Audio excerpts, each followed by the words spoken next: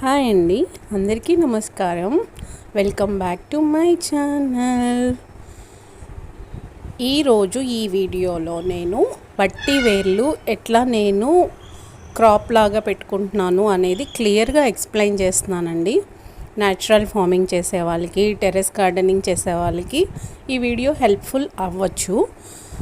Video skip చేయకుండా last వరకు చూడండి. నేను ఎలా పెట్టాను, ఇట్లా మీరు పెట్టుకుంటే కనుక టెర్రస్ మీద కానీ నేల మీద కానీ చాలా ఈజీగా మనం వట్టివేర్లు పెంచుకోవచ్చు అన్నమాట.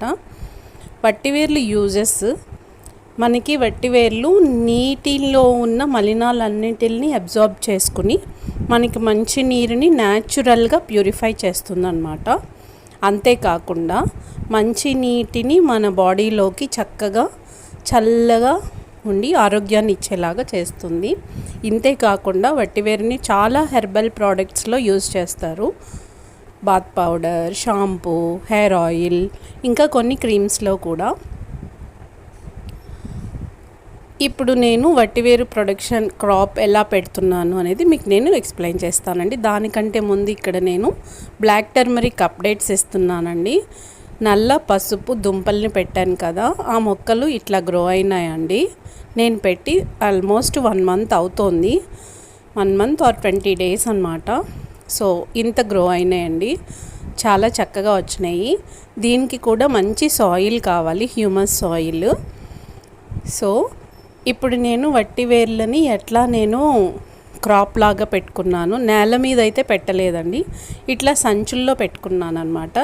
చాలా ఈజీ, లో బడ్జెట్లో మనం వట్టివేర్లను పెంచుకోవచ్చు.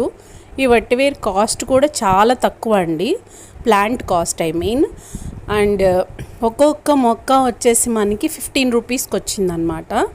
ఇది నేను ఒక ఫార్మర్, కల్టివేట్ చేసే ఫార్మర్ దగ్గర తెప్పించుకున్నాను.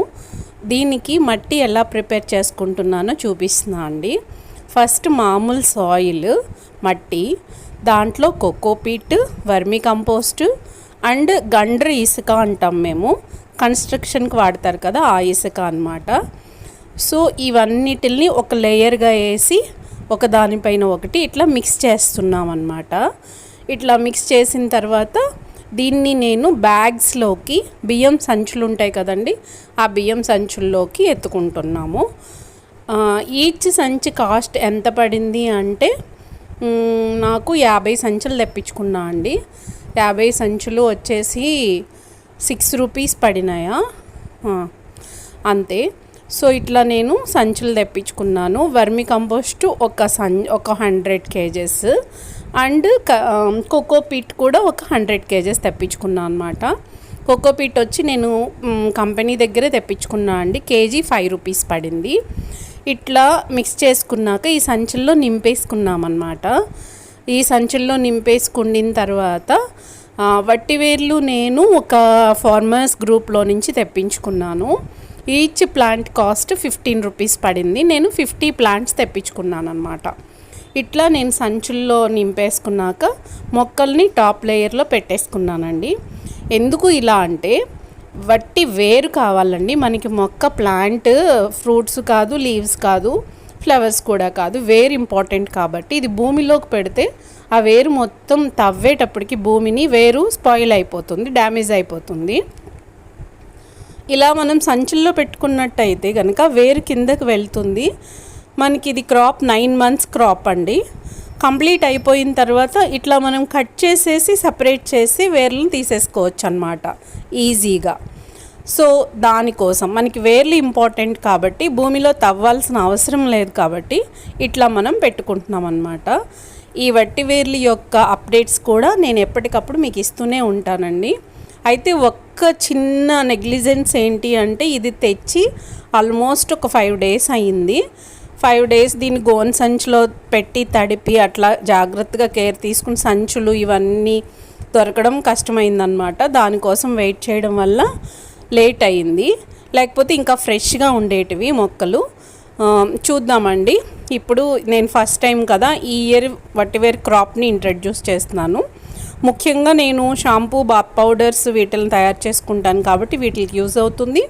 అంతేకాకుండా వట్టివేరు కేజీ బయట 160 హోల్సేల్ ప్రైస్ అన్నమాట. రీటైల్గా ఇంకా ఇవి చాలా ఎక్కువ కాస్టే ఉంటున్నాయి. అయితే ఆయిల్ ఎక్స్ట్రాక్ట్ చేసే వాళ్ళ దగ్గరికి వెళ్తే కనుక వట్టివేరు ఆయిల్ లీటర్ వచ్చేసి 25,000 అంట. సో ఇట్లా నేను వట్టివేర్లన్నీ పెట్టేసుకున్నానండి. ఎవరైనా వట్టివేర్లు ఇంట్లోకి అంటే మంచినీళ్ళు ప్యూరిఫై చేయడానికి కానీ, బాత్ పౌడర్లో కానీ, షాంపూలో కానీ యూస్ చేసుకునే వాళ్ళు ఇట్లా 4-5 బ్యాగ్స్లో పెట్టుకోవచ్చు. చక్కగా ఈజీగా మనం వట్టివేర్ని గ్రో చేయొచ్చు. ఇంకా న్యాచురల్ ఫార్మింగ్ చేసే వాళ్ళకి, న్యాచురల్ ఫార్మింగే కాదు వ్యవసాయం చేసే వాళ్ళకి ఎవరికైనా ఒక చిన్న టిప్ చెప్తానండి. మనకి ఏది వేస్ట్ కాదు. నల్ల పసుపు, నల్ల అల్లము పెట్టేసిన తర్వాత అడుగున చిన్న చిన్న దుంపలు, రద్దు ఏదో అంటాం కదా, దాన్ని నేను ఇట్లా ఉంచుకున్నాను అనమాట. అవి కూడా మొక్కలు వచ్చేసినాయండి, చక్కగా వచ్చినాయి అన్నమాట. సో చూడండి, చిన్న దుంప ఎంత చక్కగా స్ప్రౌట్ వచ్చిందో చూసారా. సో ఈ నేచర్లో ఏది వేస్ట్ కాదండి. మనకి విత్తనాలు దొరికినా, దుంపలు దొరికినా వాటిల్ని మనం మట్టిలో పెట్టేస్తే అవి మనకి ఎప్పటికైనా మొక్కల్లాగా తయారవుతాయి. ఒక మొక్క మనకి చాలా ఈల్డ్ ఇస్తుంది. కాబట్టి ఏది వేస్ట్ చేయకుండా మీకు దొరికిన చిన్న చిన్న దుంపల్ని కానీ, సీడ్స్ని కానీ, స్టెమ్ కటింగ్ ద్వారా వచ్చినాయి అయితే స్టెమ్స్ కానీ అలా మట్టిలో పెట్టేయండి ఎక్కడో ఒక చోట. లేకపోతే ఎవరికైనా కావాల్సిన వాళ్ళకి ఇవ్వండి, గార్డెన్ లవర్స్కి, ప్లాంట్ లవర్స్కి, వాళ్ళు డెవలప్ చేసుకుంటారు.